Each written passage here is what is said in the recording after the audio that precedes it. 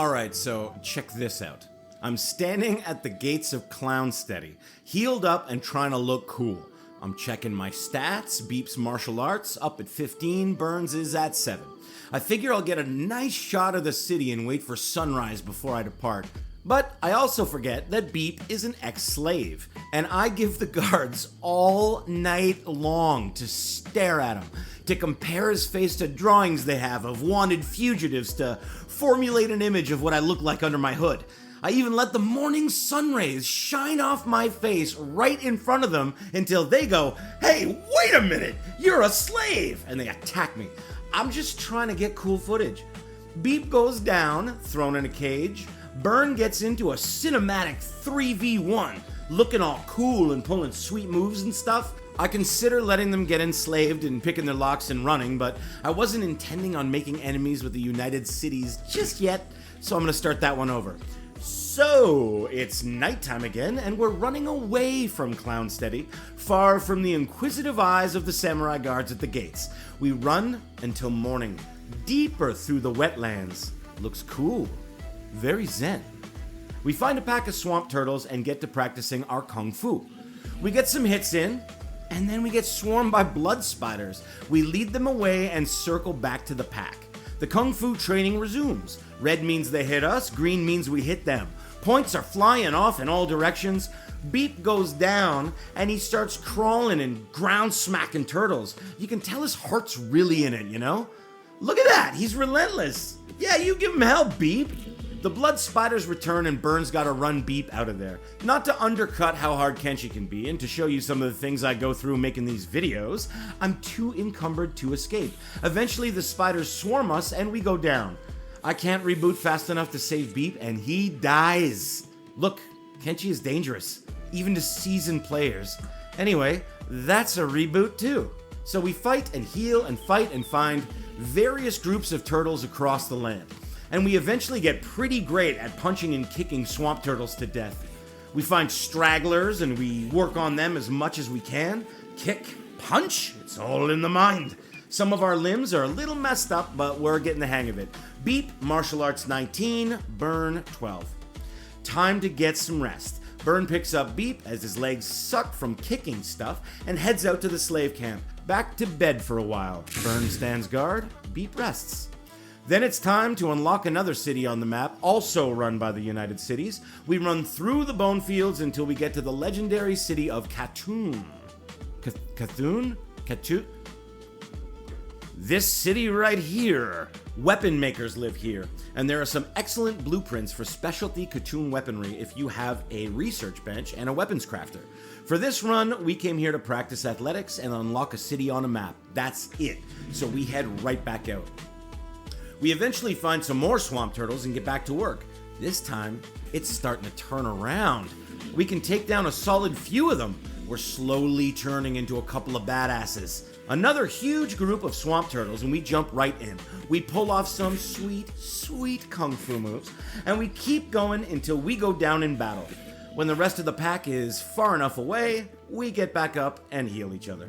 From here, we need to do some traveling. I've got a plan to expand our team, and that's going to take us north. But we're a little messed up from the battle, so we have to slowly limp there. It's a long trek across that wasteland. We ever so slowly heal while we limp, so our limping gets faster and faster as we go. Burn at least brings the story and the information while we travel. Excellent travel companion. We run all night through the swamps and until sunrise. Once light hits the surface of this world, we're spotted and chased. But by this time, we're much faster at running and it's an easy and breezy escape. We get near the smuggler's bar and we're attacked again, since everything in Kenshi wants to kill you. We lure the bandits into the bar and start a bar fight that we eventually join for some experience. Phew! It's hard not to die in this game. I put Beep to bed, and though it doesn't really help him, I let Burn lie down a while too. Just chill, buddy. Take a load off. From here, we're going into dark territory, a world of acid rain up here. It's time to grow the team and find us a new robot. We head out from the bar through the desert to the north. We're getting very good at running. I'm not terribly worried about attack at this point, but we're also about to add a character who can't run worth a crap. So getting back should be fun. This is the Deadlands, and it's crawling with mechanical spiders, mostly dormant, some not. It's a sprint to the middle of the Deadlands. I'm a Hiver and Burn is a bot. Any other race would start to get burned here by acid. We run until we find our destination, Black Desert City. A city of bots. Look at this place. An industrial, acid rain, post-apocalyptic robo-city. We're looking for the bar, which is right here. Entering the bar, a bot sitting at one of the tables will begin speaking to us. But he's not the one we're here for. Behind him, sitting alone at a table with his back turned, is the free robo NPC named SadNeil. Just by talking to him, he'll decide to join our team. He's not the happiest or most positive robot, which his name suggests. But now he's on our team, and I rename us Robros.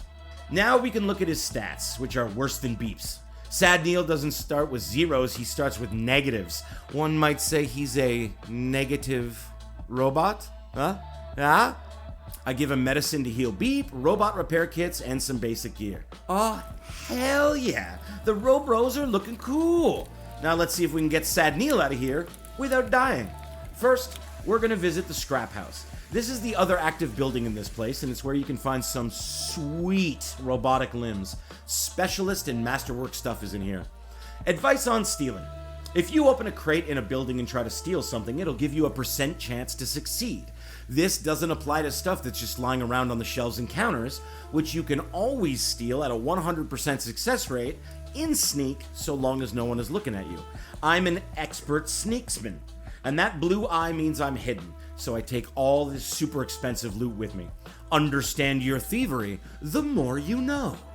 SadNeil's athletics is at 3.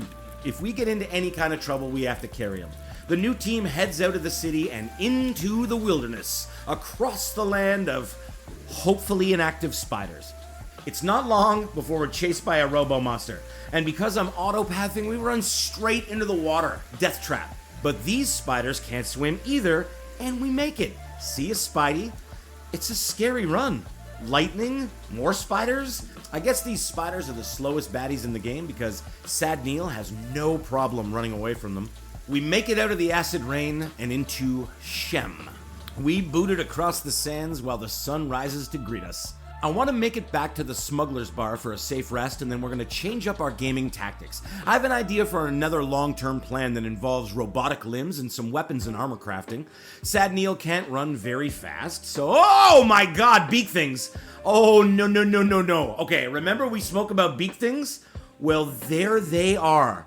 Brutal, nasty creatures. Not even Beep can outrun them. But thankfully, we're right at the bar, and we get inside to safety. Beak things. They're like brontosauruses with raptor heads, cold, hungry expressions, those low-down, double-dealing, evil, raw, horrible monsters from hell. Jerks. So, okay. Calm down. Whew. When it's safe, we head back out toward the world of the Hub, the Shek, and the Hivers, the usual starting location for the Wanderer start. In the next video, we're going to get started on RoboBeep's plan, and it's not going to be easy. So hey, for now, thanks everyone for watching. I really appreciate your time, and if you're liking my content, please hit that like button and subscribe. Really helps the channel grow. Thanks again. We'll see you soon.